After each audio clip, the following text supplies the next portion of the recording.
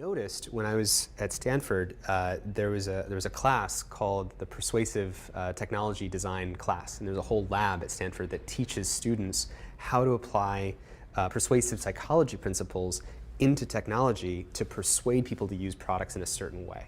So it's not about giving you all this freedom, it's about sucking you in to take your time. So the goal is to keep us on our devices longer. Why?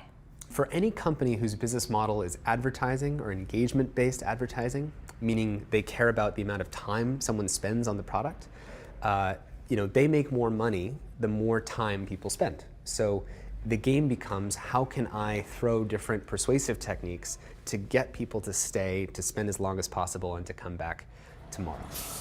And it's clearly working. Today, wherever we go, we're inevitably surrounded by fellow citizens staring into their phones, as we usually are too. What do you think about when you're out in public and see people on their cell phones?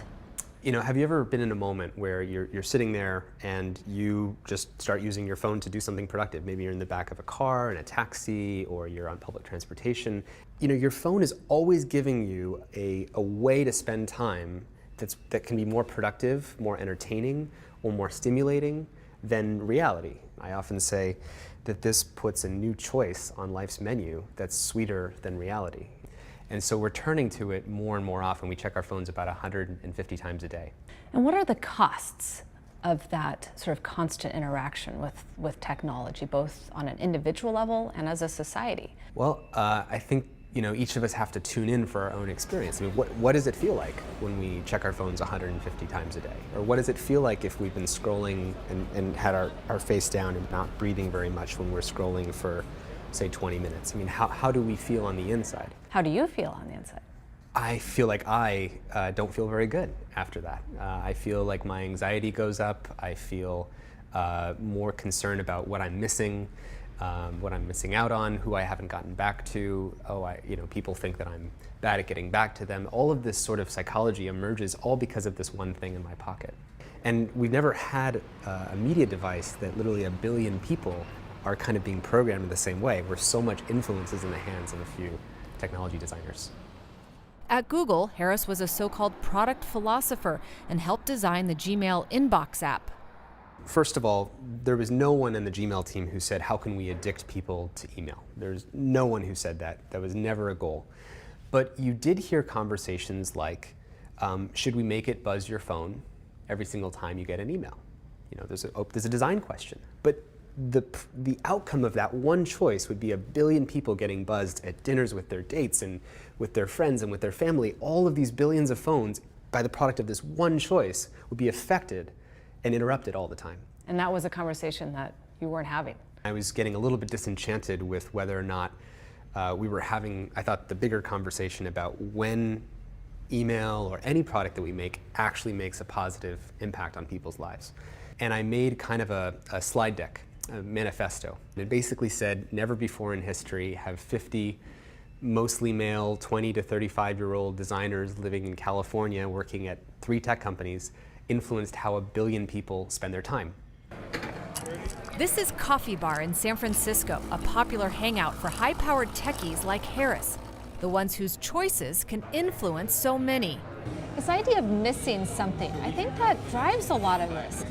Tony Robbins has a great quote. He says, I run 8 companies and I have thousands of employees. What do you think the chances are that at any given moment, if I check my email, something has gone wrong? With his organization, Time Well Spent, Harris is urging peers in the tech world to have new conversations about the best interests of consumers. We need to change the incentive. I mean, I think so long as the business model of technology companies is advertising, we are going to have a problem. And that's what we're trying to do with Time Well Spent, is to change the conversation from being about maximizing engagement and time to being about maximizing net positive improvements to people's lives. What are some examples of apps that people use on a pretty regular basis and the ways that these companies are drawing this in? Have you noticed, if you ever log into Twitter as an example, so there's an extra delay that you don't know how long it's going to take. It's between 2 and 3 seconds, where the number of new notifications on Twitter you have. So why is that there? Well, it makes that into what's called a variable schedule reward. It's like a slot machine. So you're playing the slot machine, And there's a time delay, and in that time delay, your anticipation's building, and then you get to see how many notifications I get. And so you become more addicted to checking it again the next time. It sounds like there's just a lot of sort of trickery going on here. I call it the race to the bottom of the brainstem to, get people's attention at all costs. Let's say I'm YouTube, and I've got a certain amount of people's attention. What's YouTube's biggest competitor? Probably Facebook. Or take the CEO of Netflix recently said that the biggest competitors to Netflix are probably YouTube, Facebook, and sleep. Meaning Sleep. Because at the end of the day, there's a finite amount of time people have, and if you're not getting people's time, someone else, some other app, or some other part of someone's life is going to get it.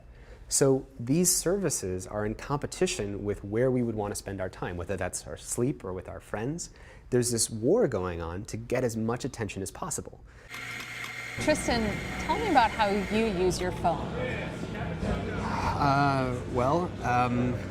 I try to use it as consciously as I can. One thing, for example, is I set it up so that I just have my in and out tools and my aspirational ways I want to spend my time on my home screen. So What do you mean notice, by in and out tools? What does that mean? a tool is something that you use and you never use it longer or more than you want it to. For example, Google Maps. Like if I need directions, I don't end up scrolling through Google Maps for a half an hour randomly, right? I just go in and I find where I need to go and then I go out. And these are things that really don't draw you in for long periods of time. There's nothing on my home screen that is explicitly makes money from or wants to maximize how much time I spend. And I put all those other things inside of folders that are hidden. Are people still texting you, or are sort of your friends and colleagues, maybe they're not texting you or trying to reach out in a way that would distract you so often? At the end of the day, the thing that dictates how someone reaches out to you and whether they use Facebook Messenger or WhatsApp or iMessage isn't because they're thinking deeply about it, it's because it's just the fastest and easiest thing to reach for. And so I think we have to recognize that as human beings, there's just a certain set of things we're vulnerable to that do influence us. And if it buzzes right now, I would probably, without even thinking about it with you here, check it. And so if I don't want that to happen, I just have to put it away. In fact, my phone just buzzed right now. Then I just looked. There you go. Even knowing what you know, you still picked it up. And this is the thing that even the people in the world of persuasion we were talking about earlier, who know all about these tricks of how to get people to use products and to use a slot machine dynamic, whatever it is, they'll tell you that they themselves are no less vulnerable than the regular person because these techniques work on everybody. It's just part of being human.